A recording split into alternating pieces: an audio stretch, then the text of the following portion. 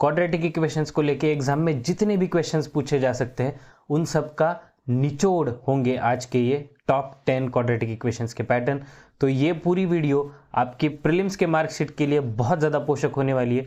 तो वीडियो को लाइक कर दीजिए, चैनल पे नहीं हो तो सब्सक्राइब कर दीजिए ताकि आपको टाइम टू टाइम ऐसी वीडियोस मिलती रहे। So without further delay we go to the first question. First question आप लोगों के सामने है। यहाँ पे देखिए, अगर आप क्वेश्चंस को ऑब्जर्व करो तो यहाँ पे x⁵ minus 41 x cube plus 400 x है ना। तो यहाँ पे x एक ज़्यादा है, पूरे इक्वेशन को मैं x से डिवाइड कर दूंगा तो ये बन जाएगा x⁴ minus 41 x plus 400 is equal to 0। Okay, तो यहाँ पे ये बेसिकली आपको क्वाड्रेटिक की जगह x⁴ में लेके जा रहा है ना। तो यहाँ पे टेक्निकल वे में, जो अगर बेसिक वे में चले जाए तो कंसिडरेशन ये किया जाता है कि x² is equal to a, लेकिन मैं चाहूँगा आप ऐसे इस तरीके से ना जाए। ओके, हम बड़े लोग हैं, अच्छी तरीके से सॉल्व करेंगे, है ना। तो यहाँ पे सीधा सीधा आपको 400 के फैक्टर्स ऐसे देखने हैं जिसका एडिशन 41 आए। ओके, तो अगर आप 25 के टेबल्स वगैरह जानते हो तो बहुत आसानी से बता पाओगे कि फैक्टर्स बन जाते हैं आपके 25 एंड 16। ओके, तो यहाँ पे हम ये कह सकते हैं सेफली कि x² इज इक्वल टू 25 या फिर x² इज इक्वल टू 16। ध्यान से देखिए, अब यहाँ पे दोनों के दोनों नंबर पॉजिटिव होंगे क्योंकि कांस्टेंट का टर्म यहाँ पे पॉजिटिव है, बीच वाला टर्म नेगेटिव है। तो फैक्टर्स के जो साइन होंगे वो दोनों के दोनों पॉजिटिव होंगे। तो x का वैल्यू एक तो आना चाहिए +-5 या फिर x is equal to +-4। Okay, यहाँ तक क्लियर है।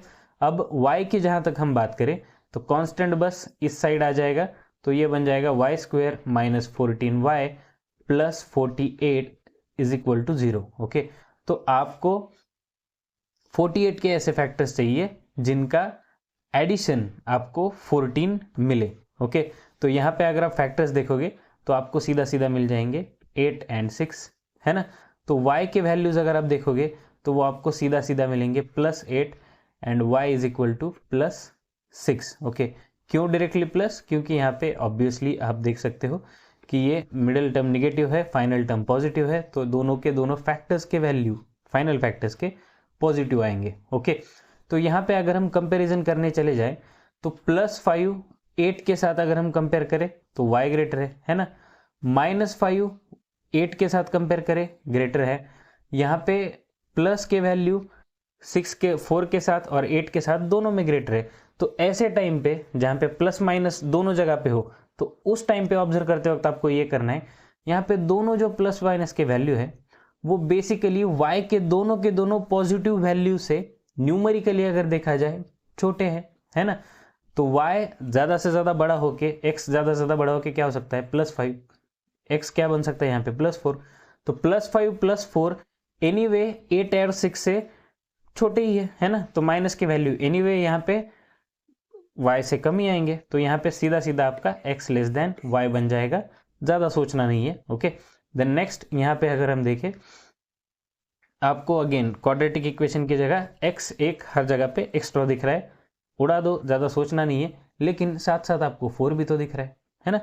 अगर हम पूरे इक्वेशन को 4x से डिवाइड करें तो आपको मिल जाता है x² plus 6x minus 16 is equal to 0।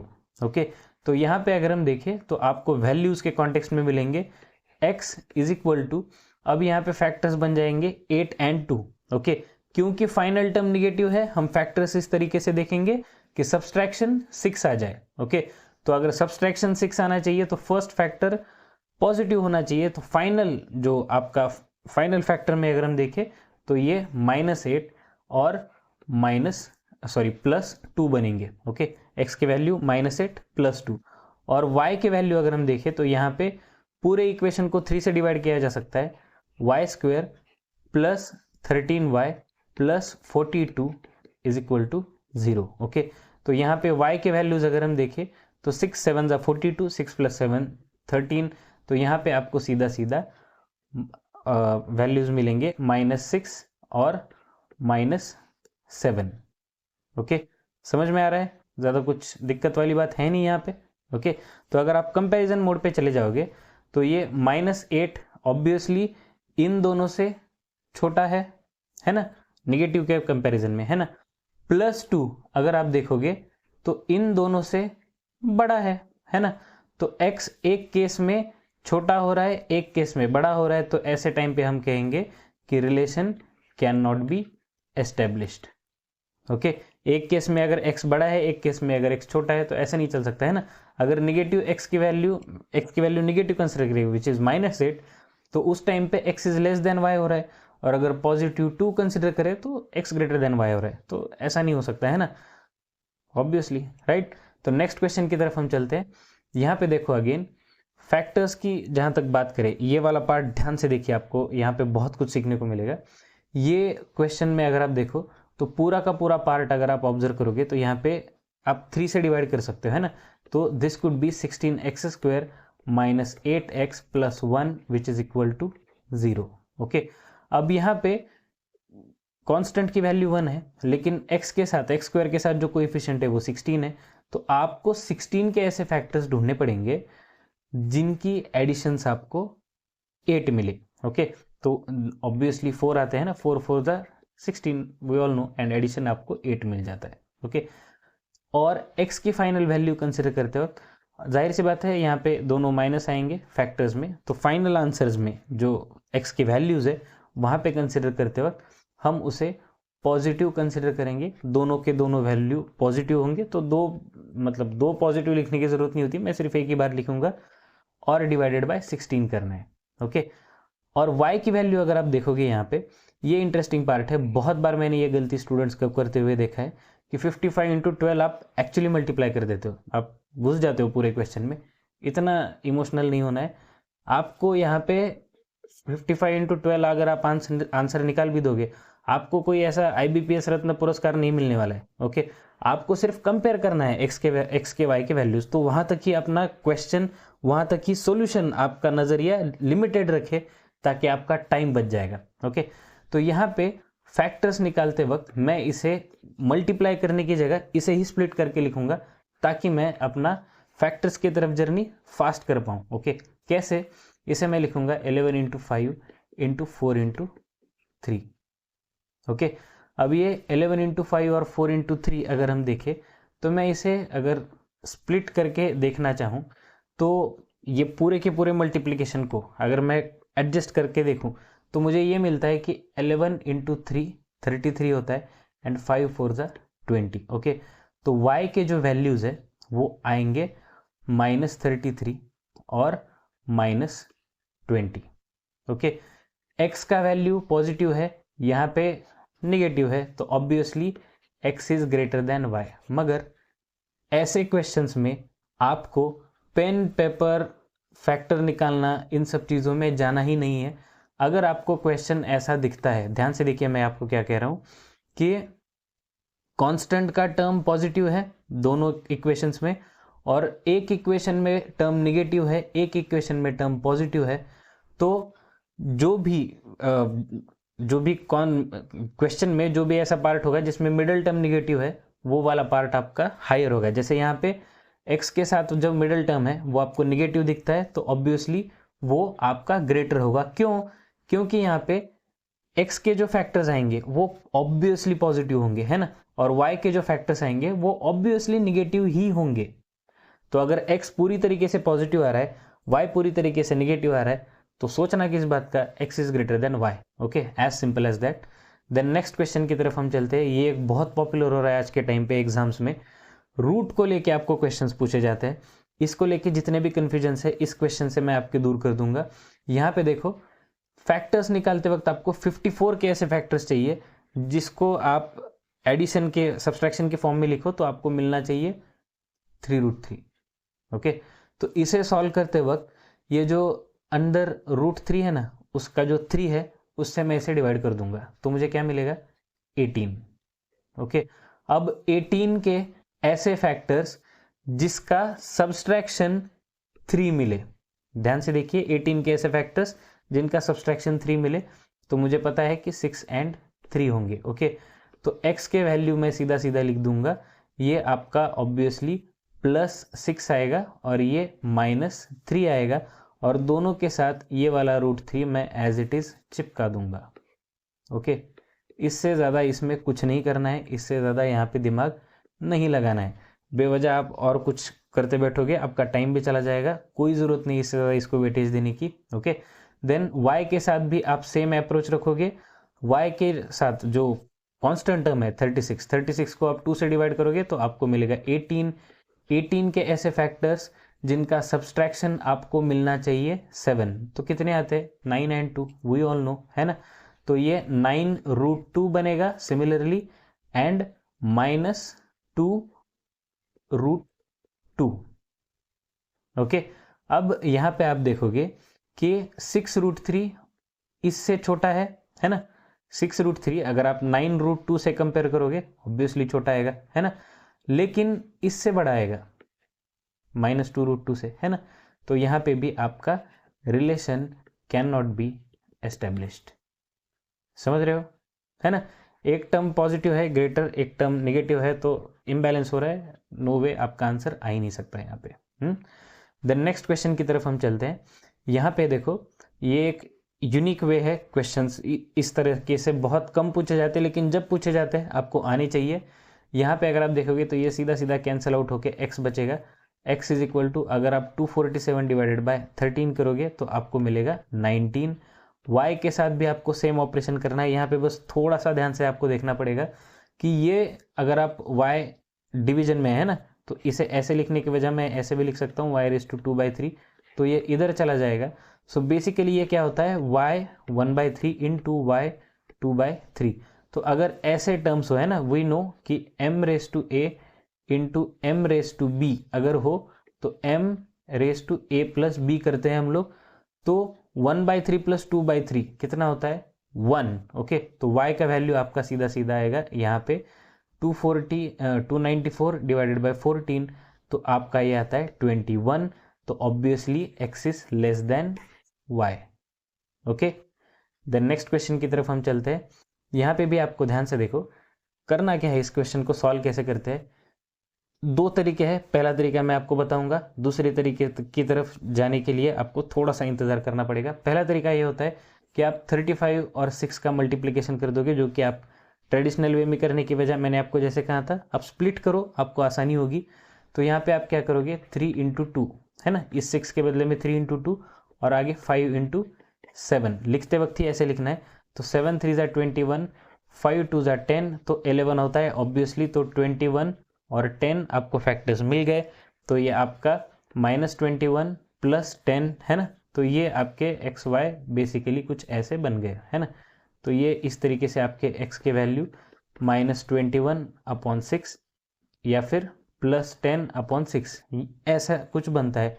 y के लिए आप कुछ नहीं कर पाओगे, मल्टीप्लाई करके देखो, 45 के ऐसे फैक्टर होते ही नहीं है जिसका आप सब्सट्रैक्शन 2 ला पाओ। ओके, तो उस टाइम पे क्या करना है, सबसे आसान क्वेश्चन इस तरीके के होते हैं, जब भी आपको एग्जाम में कांस्टेंट के टर्म्स दोनों के दोनों निगेटिव दिखे, आपको सीधा सीधा आंसर दे देना है can not be established. Okay, relation can not be established, इसके आगे कुछ नहीं है। अगर दोनों के दोनों कांस्टेंट के टर्म निगेटिव है तो relation can not be established, ये आपका आंसर होगा, दैट्स इट।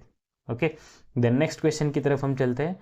यहाँ पे देखो, ये पार्ट मल्टीप्लिकेशन में जब हम जाते हैं फैक्टराइजेशन में, तो ये क्वेश्चंस आपको बहुत ज़्यादा परेशान कर सकते हैं, क्योंकि हम इसके लिए प्रिपेयर्ड नहीं होते एग्जाम में मेंटली। 667 अगर आप देखोगे तो अगर आपको नंबर बड़ा दिखता है, अगर आपको फैक्टराइज करना है, नंबर बड़ा दिखता है, तो आप सबसे पहले 235 इन नंबर्स को देखोगे।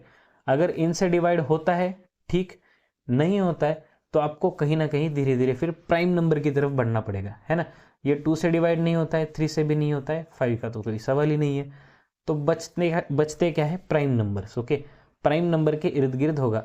अब प्राइम नंबर भी आप खेलते बैठोगे क्या कि आप 7 से डिवाइड करो, 11 से, 13 से। इसके लिए भी मैं आपको सबसे आसान तरीका बताता हूँ।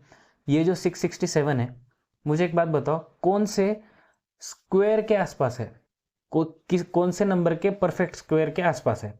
तो मुझे यह पता चलता है कि 25 का स्क्वायर 625 है ना, और 26 का स्क्वायर 676 है, बराबर।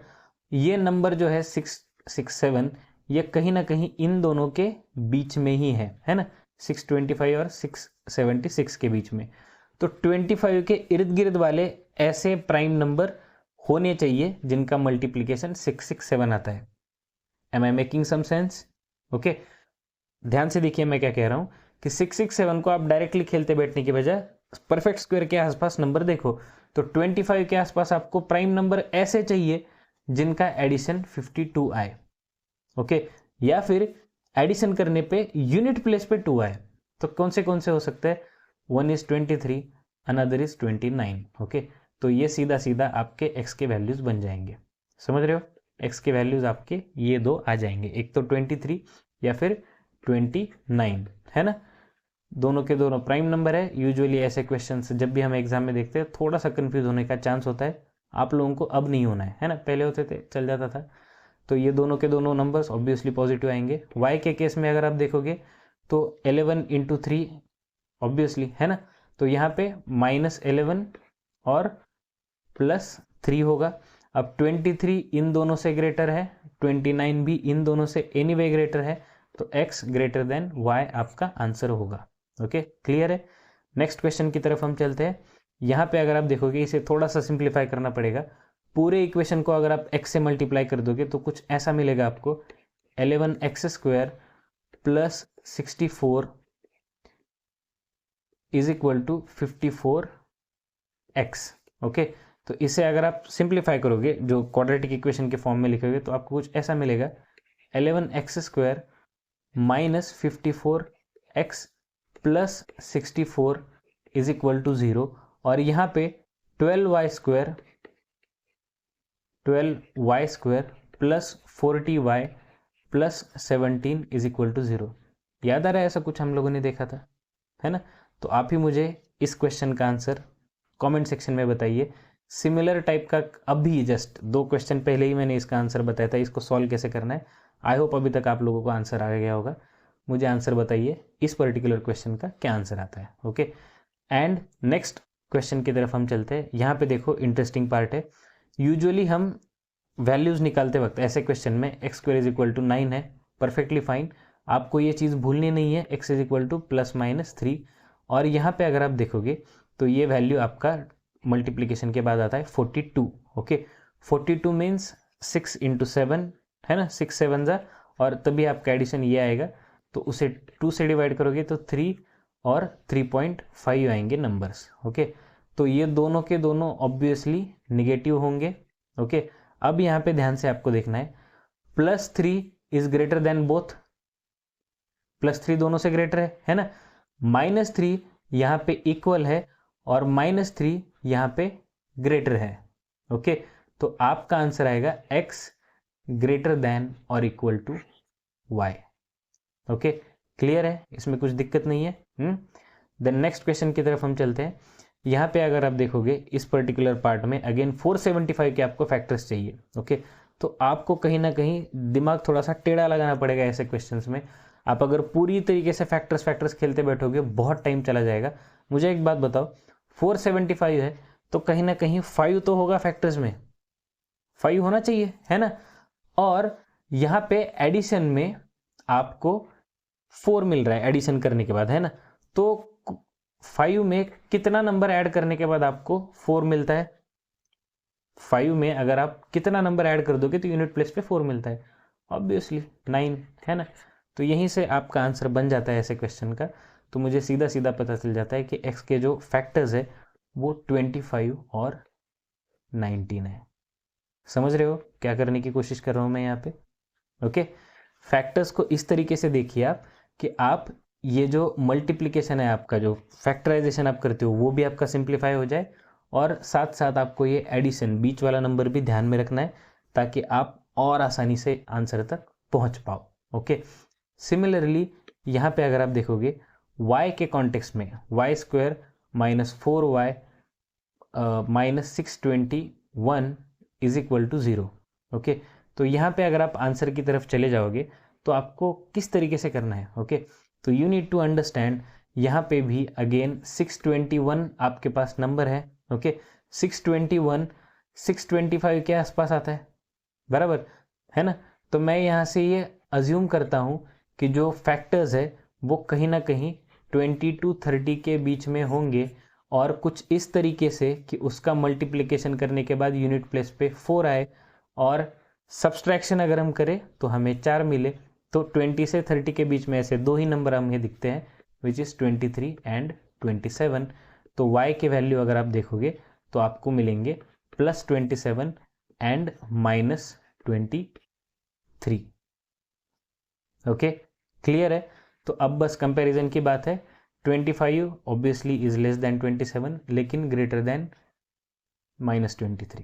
ओके, तो ऐसे कुछ चीज़ होती नहीं है ना, एक ही साथ बड़ा है एक ही साथ छोटा है, तो एनीवे आपका relation can not be established, this will be the right answer. Okay, clear है? देन फाइनली मैंने ये दो क्वेश्चंस आपके होमवर्क के लिए रखे।